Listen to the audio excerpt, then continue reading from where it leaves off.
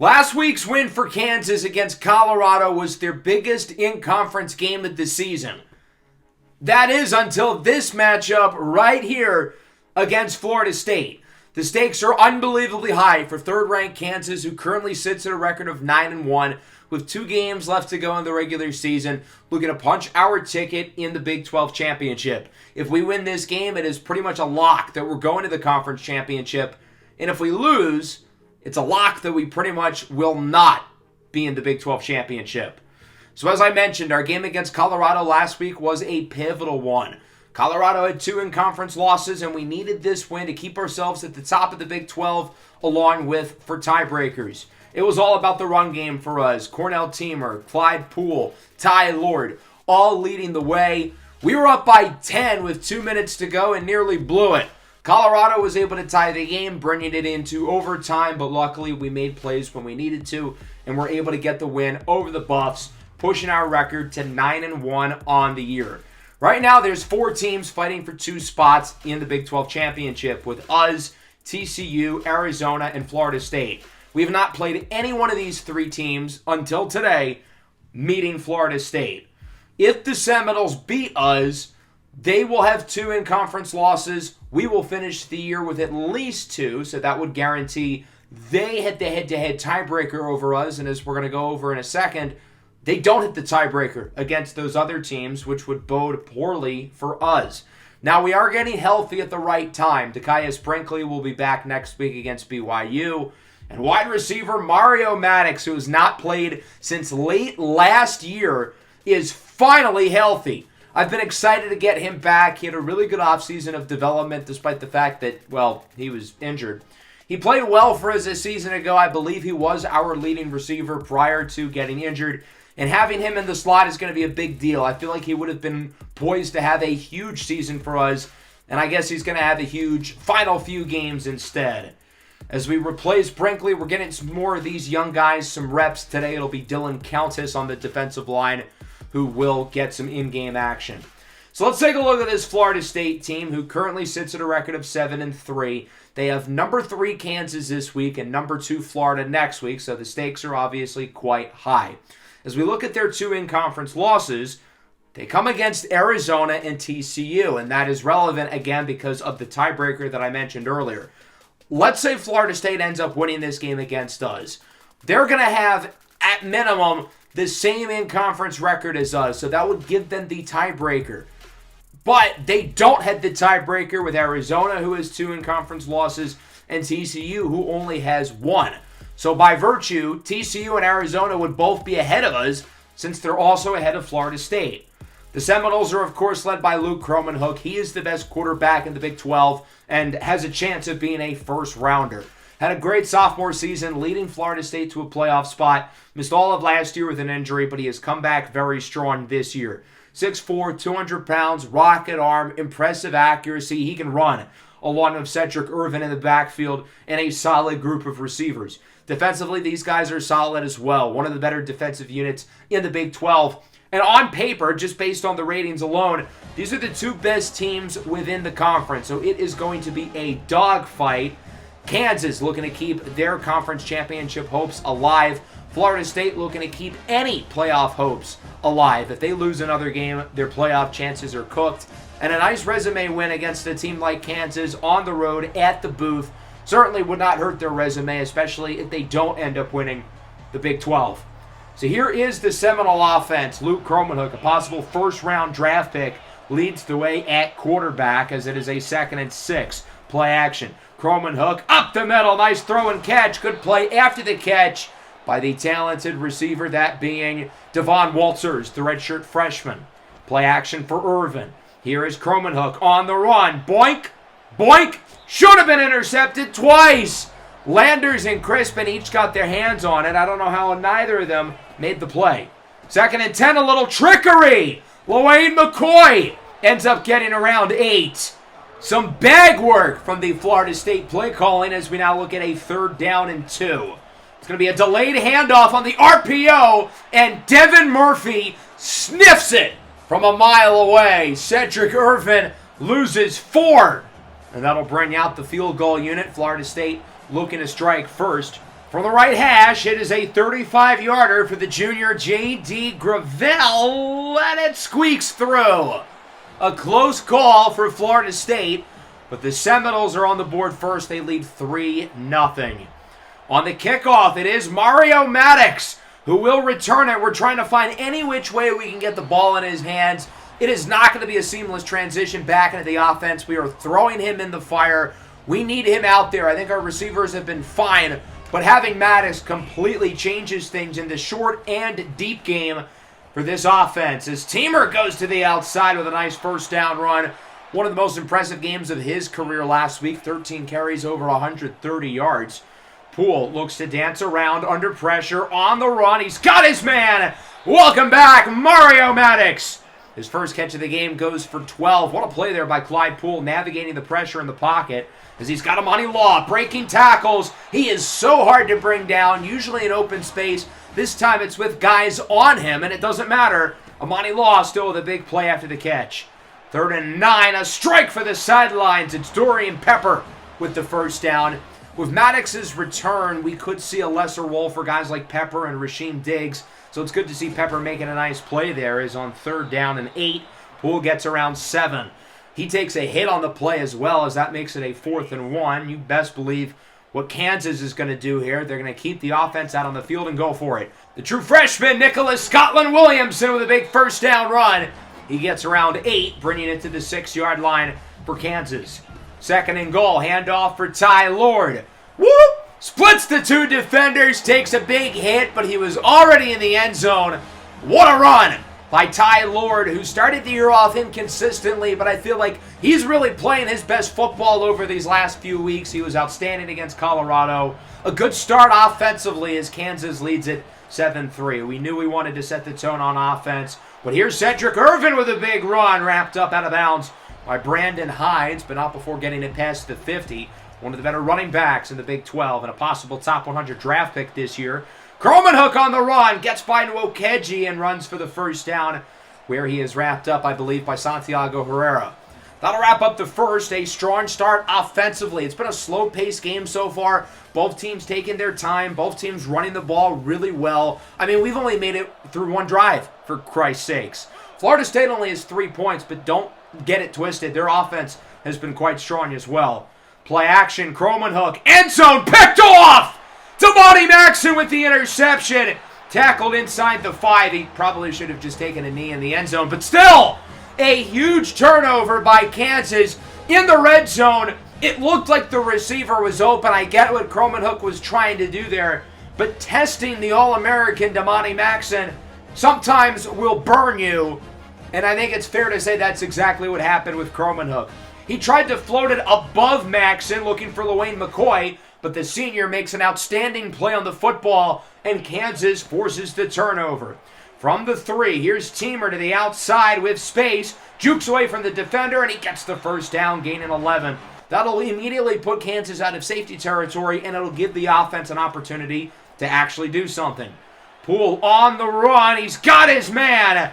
Nice throw and catch for Mario Maddox to the 45. Maddox looking good early. 2 catches, 33 yards.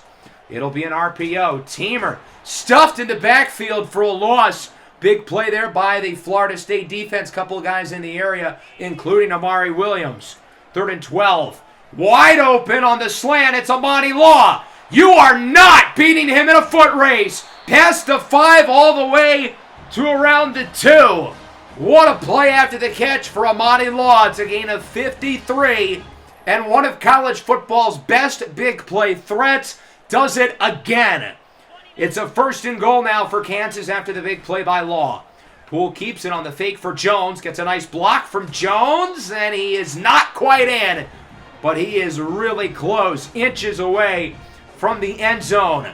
So that'll make it a 2nd and goal from the 2. Funky formation for the Jayhawks as Poole hands it off for Jazir Tolbert. He scored the game-winning touchdown last week. He's in for a score this week. Oddly enough, though, they would not credit Tolbert with the touchdown. They ended up crediting it to Clyde Poole. I don't know why, but they did. Nonetheless, it's still a touchdown, and that'll make it 14-3. Florida State's got some work to do off of the turnover. Cedric Irvin, what a juke move! Gets it near the 45, wrapped up by Seth Jennings, the defensive end, because none of our linebackers or defensive backs could bring him down. Here he is again, nearing the 40. Cedric Irvin looking good early, but there's a flag this time. This one is coming back. A holding call against Ty Hilton, the junior tackle. So instead of the big first down past the 50, it's now 1st and 20. Look at all this space, though, for Cam Davis. Oh, my goodness, what a stiff arm on Maxson. Davis finally brought down nearing the 35. This team does that too often. The opposition gets a holding call, but then we let them get all the yards back, and in this case, and then some. Trickery again. The Jayhawks don't fall for it a second time. Devin Murphy read the play quickly, as did Roddy Orr. He's the one with the TFL on McCoy, who loses 6. After a false start at 2nd and 21. Irvin up the middle. He's going to get a few. We've got another flag. It's a penalty fest for the Florida State offensive line. Their 3rd flag of the drive. Ezekiel Ibarra, the guard, is called for a holding, and it's now 2nd and 30. How are we going to let them get a first down this time? I cannot wait to see. The late handoff. Irvin going backwards. Devin Murphy playing one hell of a game so far. He's been all over the backfield as it's 3rd and 22. Croman Hook under pressure. He's sacked by guess who? Devin Murphy again. What a start for the sophomore. Kansas forces the punt. And it's weird. I feel like Florida State's offense hasn't been that bad. But in 3 drives, they only have 3 points. Kansas back with it. Poole is sacked. Finally, something goes the way of the FSU defense. That's Philip Warrior, the true freshman. Now it's a 3rd down and long. Poole under pressure. Hit as he throws on the play action. It's incomplete. And finally, something goes well for Florida State. They needed to get a break defensively, and now they've got to get back in the game offensively. Delayed handoff. Irvin losing yardage. It's Seth Jennings who brings him down. The run defense starting to look better. 2nd and 11. Wide open. Camden Fryer takes it to the crib. A 46-yard score, and Florida State might be back. Fryer got a step early on Quantavius Landers, and he takes it to the crib. FSU back in business. We'll see if Kansas can respond late in the half as Poole is sacked again. Couple of defenders in the backfield. I saw the linebacker Tamir Hickman Collins lead the way. He was joined by Lamont Green Jr. And that'll wrap up the first half. 14-10, Kansas with the lead. Competitive start. The offense was really good early for us, but it's slowed down. The offensive line play has gotten worse as this game has gone along after arguably their best game of the season a week ago. And then defensively, I don't think we've been that impressive so far. The run defense has been soft and squishy on all 3 levels. We are not winning our reps on the defensive line, and the second level is not bringing down these running backs. The pass defense has been quite good, though. We let up nearly 500 yards a week ago against Ryan Staub. Here, Croman Hook is just 4 for 9 with 84 yards, a touchdown, and an interception. Clyde Poole's been pretty good through the air, 8 of 13, 135, but he has not been very effective on the ground. 9 carries, 17 yards. We got to run the ball better. We're not doing enough on that end. We're throwing it well, but we haven't gotten enough from the ground game. 2nd and 1. Here's Tolbert with plenty of room up the middle. Big jaw. We're going to take it all the way. 20, 15, 10. Wrapped up at the 5. We don't get Tolbert his touchdown, but he does get a career-long 67 yards. What a run by Jazir Tolbert, who's really stepped up for us in recent weeks, making some huge plays for this team. And there, Florida State collapsed the edges. I don't know why they didn't expect to run up the middle, considering we were in basically a goal line package. But Tolbert busts up front and gets a huge gain. 1st and goal, Scotland Williamson breaking tackles, and the freshman is in for the score, his 2nd of the year. And Kansas adds to the lead. What a start offensively. We did not run the ball well enough in the first half, so what do we do in the second half? 3 plays, 75 yards, all on the ground, and that'll make it 21-10. Florida State back with it. Irvin bounces off a blocker, gets a first down, but there is another flag, and this one is coming back again. Normally it's us getting called for these untimely holding penalties, but today it's Florida State. Johnny Cockrell, the All-American guard, pushes him back, and that'll make it a 3rd and 10. Cromanhook looks to throw it off the blitz. He's got his man for a first down. Really nice throw and catch up the middle as that one is hauled in by Landon Thomas, the tight end. Now a 2nd and 2. Irvin with it to the left side. Looks to break the tackle. Gets the first down. I mean, we've got to bring these guys down. But again, it's not going to matter. Another holding call on Florida State. I mean, did we give them the secret penalty sauce before the game? My God, this is unbelievable. 3rd down and 6 now for the Seminoles. Cromanhook looks to throw it. It's a screen. Zach Stokes gets annihilated, and Irvin gets the first down. The big difference between our penalties and their penalties is they're still getting first downs after these flags. 3rd and 3. Cam Davis up the middle gets the first down. No penalty this time. They are really running the ball well on this drive, just as they did in the first half.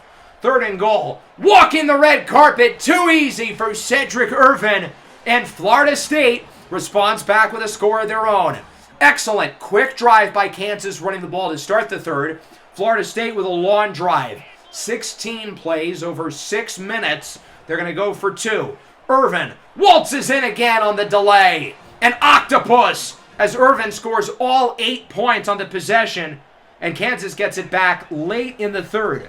Final play of the quarter, 3rd and 4. Poole under pressure, hit as he throws, it's incomplete.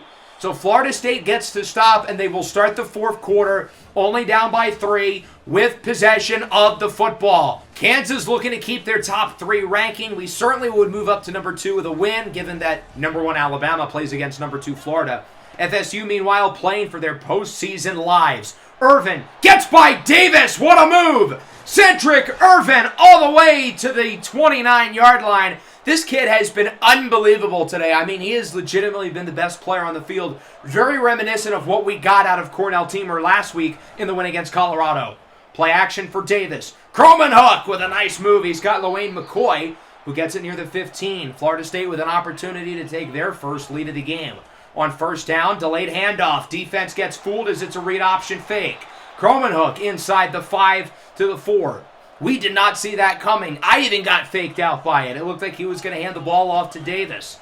It looks like another read option. Cromanhook, Superman dives into the end zone for a touchdown. And Florida State takes the lead. Mom, get the camera. He's doing the Gwitty. FSU on a 22-7 run. Remember, we started this game up 14-3, but we have not played well, really, since early through the 2nd quarter. Here's a nice scramble, though, on 2nd down by Clyde Poole. We got to get him more active as a runner. Florida State is keeping spies. Their pass rush has been better since the 1st quarter, and it has shown. Looking downfield, nice throw and catch for Isaiah Lamore, who brings it to the 35-yard line. A nice gain there by the team captain and junior tight end. 3rd and 1. Big spot here for Kansas. They're going to roll with Tolbert fighting for yardage, and he gets it. When in doubt, give it to the big fella. Jazir Tolbert makes big plays when this team needs it. Up the middle, there's a nice throw hauled in by Rayjon Jones, his first catch of the game, and it's a big one. That was a 3rd and 8, and it keeps the drive going. Here's Teamer, gets a block, looking for another from Lord as he dives in for a touchdown, and Kansas takes the lead.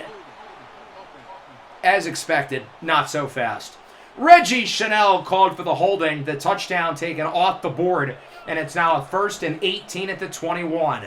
Poole looking, that one is caught. Nice leaping grab by Mario Maddox, making it a much more manageable play here. 3rd down and 4. Ty Lord gets it, and he gets the first down. So despite the penalty, we end up with the first down after all, now looking to punch it in. 1st and goal, under 3 minutes to play. It's Big Ja, he's close, but no cigar. From the half-yard line, maybe the quarter-yard line. 2nd and goal. We've got to get him his touchdown. Finally, Jazir Tolbert is in for a touchdown that will actually count on the stat sheet for him this time. And Kansas takes the lead, 28-25. Big drive by Clyde Poole and company. Most important possession of the year. And everybody, except for Reggie Chanel, delivered.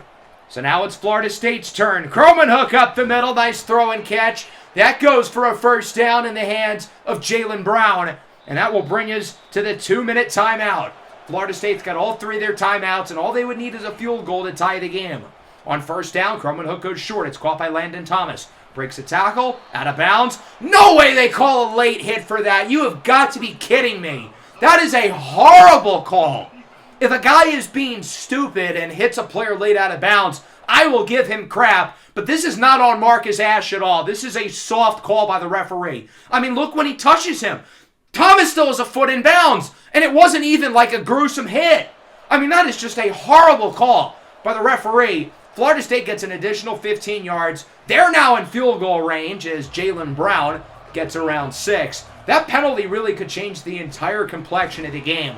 There's McCoy with a first down. Florida State really does not have to play against the clock. They've got 1:15. They're in field goal range. Obviously, touchdown takes the lead. Cromanhook has all day to throw it, and he'll send it in the back of the end zone. Good coverage there. We need more from the pass rush. We only have the 1 sack today by Devin Murphy. 2nd and 10. Cromanhook up the middle. That one is broken up. Big hit by Taylor Davis, who has not had a particularly good game from his standards, but that's a huge play. 3rd and 10, Cromanhook. Looking for the sidelines, it's McCoy. First down, inside the 5 to the 2. Ice in the veins of Luke Cromanhook, who seems to play better in the big moments, and that's carried over today. 1st and goal, back of the end zone, it's Fryer. Florida State regains the lead with under a minute to go. Camden Fryer has 2 catches, but they've both gone for touchdowns. Talk about efficiency. I don't know what Teron Jean-Pierre was doing on that play in coverage. It looks like his feet must have gotten tangled up, but I don't really see how that was possible. Did he just lose his footing himself? I mean, the grass didn't trip him. What a second half for Luke Cromanhook, currently 12 of 14, as it's a 3-point lead. This is a big extra point upcoming for J.D. Gravel, and it splits through. As good as Anthony Escalante has been this year, we are not going to need him to kick a field goal on this drive, being down by 4. It is touchdown or bust for Kansas. Poole on first down. Hit as he throws. That was not the read. He's lucky that one was incomplete for Ty Lord. Luckily, Kansas does have all 3 timeouts, as on 2nd down he will look short. It is caught for a gain of around 8 by Amani Law. Looking to hold on to the timeouts. We're going to hurry back to the line of scrimmage. This clock is ticking, though. 40 seconds left. 3rd and 2. Going to run the ball. Ty Lord gets the first down. Kansas still not going to call a timeout as they go no huddle again. On first down, quick throw for the sidelines. It's caught by Jones, gain of 6. And at the very least, we can stop the clock, catch our breath. 2nd and 4. Poole looking to throw it as a clean pocket. Another short throw, another first down. It's Jones again as Kansas calls time with 25 seconds left. Got to be more of a sense of urgency, though. We can't just go short. Poole looking up the middle. It's caught by Mario Maddox. There's a big play as he brings it to the 35. Kansas does not call time. Poole scrambles with 14. On the run. Runs for a first down inside the 20. Biggest run of the game from Clyde Poole. We were waiting for the big scramble as he gets 17. And the Jayhawks call their second timeout with 10 seconds. On first down, Poole looking. End zone. Nearly intercepted. Dodged a bullet. Threw it a split second too late for Cornell Teamer. Clock sits at 6. 2nd and 10. Still with a timeout. We can get closer to the end zone if we want to. Poole, no time at all. He is sacked. And the Jayhawks have to hurry to call that last timeout. Philip Warrior again along with Lamont Green Jr. as that'll make it a 3rd and 20. Game on the line. Clock hits 0. Poole for the Hail Mary. Tipped, incomplete. And Florida State comes into the booth and knocks off the number 3 ranked Kansas Jayhawks 32-28. And bearing a miracle, Kansas will not play in the Big 12 championship game. We were up 14-3. The offense started hot. The defense was getting stops early, but we were not clutch in the second half, in that 4th quarter. When they needed quick drives from Cromanhook, they got it.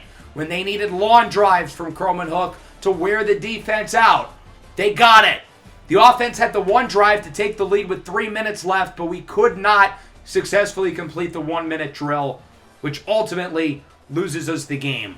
I felt like we were the better team for a large chunk of this matchup, so it's especially unfortunate, but you've got to find ways to win games like this, and credit to Florida State for really playing well down the stretch, making the big throws when they needed to with Cromanhook. Cedric Irvin got hurt in the 4th quarter, and they were able to survive without him, despite the fact that they ran their offense through him.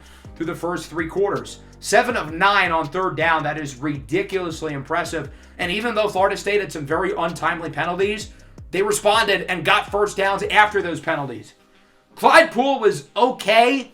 He wasn't bad. He didn't lose us the game, but he didn't do enough to win us the game either. Very similar to his Colorado performance, and that's a trend I've noticed with Clyde Poole in big games. He doesn't play bad. He doesn't make game-breaking mistakes, but he also doesn't elevate the team either, and that's always kind of been the question with him. Is he good enough to elevate the rest of his team? He was ineffective as a runner. It wasn't fully his fault, but he was not good as a runner. Ty Lord was also inefficient. Really, the entire run game, other than Jazir Tolbert, who was arguably our best runner, and we really leaned on him in the second half because he had the hot hand. If we're looking for a positive, Mario Maddox coming back was a big deal. He looked really good, did not waste any time getting acclimated in the offense. Carter Leversky allowed 3 sacks. That is not good, including the big one late to the true freshman, Philip Warrior. Defensively, Devin Murphy was really good, but we didn't get enough out of the rest of the defensive line. And then the back end struggled in run defense in the first half, struggled in coverage in the second half. Luke Kromenhoek started slow, but he really picked it up. Cedric Irvin was great, but he broke his collarbone in the fourth quarter. Second straight week that we've injured a starting running back. Granted, it's not as bad as the Achilles tear that Brandon Hood of Colorado got last week. Defensively wasn't perfect from Florida State, but after the first 2 drives of the game, they only allowed 14 points, and they got the big stop on the final drive when they needed it. So even though we're first in the conference right now, that will not stay. Florida State will have a better in-conference record than us no matter what, because they will finish 7-2. They have no more Big 12 games left. So we're going to be behind them regardless, and right now we're behind Arizona and TCU as well, considering both of them had the tiebreaker over Florida State. Let's go through the rest of this week, but that starts with recruiting, and obviously it's a big one because we're expecting the commitment of 5-star wide receiver Elijah Parrish, the best player we've ever recruited in this series, and sure enough, he's coming home to Lawrence, Kansas, baby. We got our guy! It's been a tight battle with Wisconsin and Iowa, and to a lesser extent Missouri, but we land the highest-ranked recruit in the history of Kansas football. Elijah Parrish is going to change our offense, and I think he's going to change it as early as his true freshman season. Coming from Kimberly High School in Kimberly, Wisconsin, this kid has been amongst the most dynamic wide receivers at the high school level since he was a freshman for these guys. And he had the opportunity to transfer to some of the bigger schools around the country, but he decided to stay loyal. He decided to stay in state. And that's why I was a little bit worried about his recruitment throughout the entire process. I figured there was a chance he could do that again, staying in state with Wisconsin. However, the Badgers are primarily a run-first team. That might have swayed him away. A little bit ironic that he picked a different run-first team instead, but that's not the point. We've developed receivers pretty well over recent years. Look at a guy like Luke Grimm, who is a slot receiver, led college football in catches and yards as a senior, ended up being a top 100 pick. We kind of got to see the development of Mario Maddox before he got injured, but he's been a completely different player from when we first got him as a JUCO recruit to now. And then even Amani Law, who we got a couple years ago, he has turned into a dynamic weapon. Elijah Parrish is better than all of those guys coming in, and I think he has more upside than anybody in that group. He's going to compete to be our slot receiver right away next year. My bet is he wins the job, but I wouldn't be surprised if he is our leading receiver next year, even with Amani Law and others on the roster. It's not all sunshine and rainbows, though, as we do lose out on safety Ty Simons. I really wanted to get him, but Georgia's put the house on him over the last couple of weeks. Interestingly, he never narrowed his list down to 3. He just ended up picking Georgia. The timing, though, is odd because he ended up visiting us this week in the Florida State game after his commitment to Georgia. So I guess he just wanted the weekend in Lawrence, Kansas. I don't know. One player has narrowed his list down to 3. That's offensive tackle Tyler Walter. We've got some work to do, but we did have him scheduled for a visit this week against Florida State. Hopefully that can help him. Would have certainly helped us more if we won that game, but, can't win them all. Tyler Tavecchio, we're second. Tony Dawson, we're second. And Troy Fields, we are in first. And we're probably going to accelerate our efforts on those guys. I'm very excited about the addition of Parrish, even though we lost out on others. And obviously, the game going poorly against Florida State, it hurt everybody who visited. And we're going to lose some points out of that. I'd feel a lot more confident that we could land someone like Walter or Gideon Anabuife if we won that game. I am going to keep Ty on the board just in case he commits. I figure it's not likely, but it's worth a shot. We are going to use the other 3 spots on the board all for kickers. I really want to get the kicker position right, preparing for life after Escalante. We're not going to scout any of them yet because we still need all the points we can get. As for the other battles we're in the midst of, the Emmett Hole one is fascinating because it's been neck and neck with us in Wisconsin for weeks. It's been perfectly even. I kind of thought the Badgers were going to get him because he was supposed to visit them here in week 12, but Wisconsin took their visit off, pulled their scholarship, and is no longer going after him at all. I'm really confused by this, and that makes me a little bit hesitant with him now that we're probably going to land him. I'm going to continue to put in the points, and it seems like we're going to get him. But I am fascinated as to why all of a sudden, right at the end, when it seemed like Wisconsin was going to get him, that now they're pulling their efforts for him. The timing of it just seems really off. Very close race for tight end Edward Babers with us, Iowa, and Nebraska. We do have the lead. I'm hoping that's going to be enough. For Tyler Walter, I think we would be in better shape if we beat Florida State, but we're going to continue to put all those points into him. Same with Gideon Anabuife, who we currently have the lead for, but Duke could pass us given the result of the visit. We do have 4 visits that we can schedule for our final regular season game against BYU. We probably should have scheduled some of the more important ones, like Anabuife for the game against BYU, since, well, I'm a lot more confident that we're going to end up winning that game. We are going to give Jamison Michaels a visit. We haven't been very lucky at the running back position this year in terms of recruiting. Jamison Michaels is a guy I really want. We're trailing Syracuse, but I think a good visit could change that. No need to do Emmett Hole. I think he's going to commit after this week. For Tyler Reeson, I'm actually going to take our points off entirely. I'm not going to take him off the board because, well, there's not really a point. There's nobody else I want to add. But Auburn's putting a ton into him. He's visiting Auburn next week. He visits Nebraska the following week. It's not going to happen with him, unfortunately. We might as well get the extra points. So Tim Soto is going to get one of the visits. I was down to him and center Tyler Tavecchio for the last spot. I want Tavecchio a little bit more, but I think the battle for Soto is a little bit more competitive right now, so I'd rather him be my focus. And then the other 2, we're going to go with Tony Dawson and Troy Fields. These are 2 really talented defensive players who we added later in the season on the board, but I really like both of them. Their battles are now really starting to accelerate. We're second for Dawson, first for Fields. If we can land both of these guys, I think that would be a big deal, and obviously a good visit here against Brigham Young would certainly go a long way in doing so. The other tough decision in terms of the visit this week was safety Nick LeBeau, but he's already visiting 2 schools in weeks 13 and 14, and with us falling behind in his battle, I decided to take points off of him as well so we could focus on some of these other competitive races. For Emmett Hole, I'm keeping the 65. It's just too weird with him, so I would just rather play it safe. As for Edward Babers, we're also going to stick with 65. It's too close with Iowa and Nebraska. It's just not worth the risk. I want to make sure we land him. We're going to put the max in on guys like Tyler Walter. I want to make sure we still land him.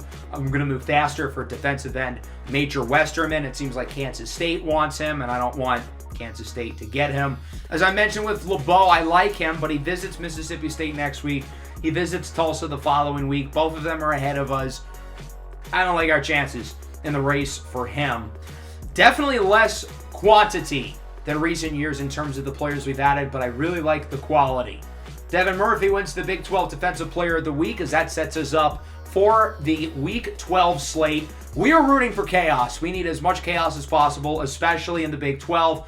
That starts with number 1 Alabama, number 2 Florida. The winner of this game may very well be the front runner to win the entire thing, and as we've seen with Alabama games over the past couple of weeks, there's really one difference between them and their opponent. They had the Heisman Trophy winner, and the other team does not. No disrespect to DJ Lagway, who's going to be a top 10 pick, but he is not playing on the level that Eli Holstein is. 38-28 win for the Tide. 5 scores and over 400 yards for Eli Holstein. Alabama finishes the regular season 11-1, officially set for the SEC championship. They'll make the playoff regardless, but still hats off to an incredible regular season.